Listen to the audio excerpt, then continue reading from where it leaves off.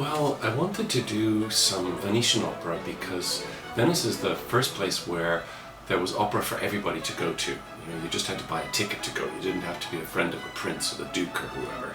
So I thought that was the beginning of the way opera is as we make it now.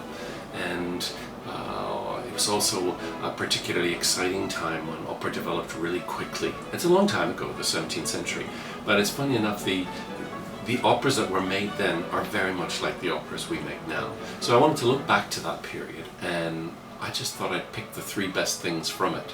And that meant a wonderful big serious opera, like The Return of Ulysses, and a kind of scampish, sexy comedy by Cavalli, and then a script from Venice that was reset 75 years later by one of the best composers who ever worked in England, Handel, which was recreated for an English audience, so it was Venice meets England. I thought the three of them would be best suited for touring in England. It's the last chapter of one of the most famous stories ever told about Ulysses and his adventures at the end of the Trojan War. Story told by Homer, and then this is just the very last section of it when he's home, he's just arrived home, and how does he make his way back to his wife and back to the palace and kick out all the people who are usurping his position there. So I think there's good, clear storytelling. It's a very attractive, elegant set. It's not all fancy schmancy. It's, I hope, beautiful and clear. That's certainly what I was trying to do. And it's certainly what was Monteverdi's goal, because he was really keen on... He said he would only write an opera if a text really inspired him. He's the composer of Monteverdi. And so he didn't write that many operas, and this text clearly inspired him because it's pretty plainly the greatest thing he ever wrote. And he has...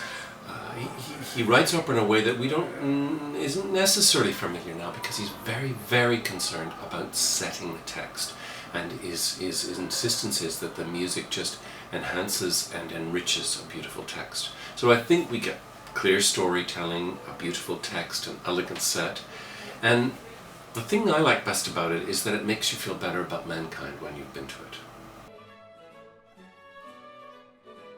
I wanted to revive it because it's one of my favourites, and because it was one of the audience favourites of the many operas we've done.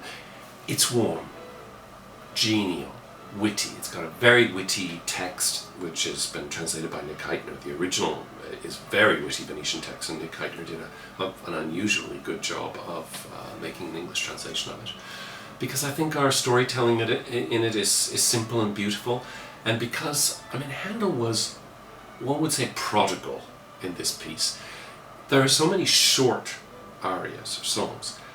I mean, every one of them is a brilliant melody. It's like he just had them coming out of his head, and he hardly had time to write them down. There's one jewel after another, and there isn't a dud in the piece. So it's funny, but again, it's warm. The characters in it are all flawed, but it's so obvious that he lavishes love and care on all of them, that you love and care about all of them. Because, I mean, everybody cares for somebody who's in love and not loved back. And, you know, that's horrible. That's when you feel you're most beat up. And that's what is the plight of many of the characters in the piece. It's just, I go away feeling good every time I hear and see it, and honestly, it's the one I will go back to and see many times, just because also 4 of the really great singers who were in it the first time around loved it so much they wanted to come back to do it, and they are really fine singers, and even better than they were before. It's very eccentric, it's crazy, it's quite sexy, it's very tuneful, short tunes, and it's fun.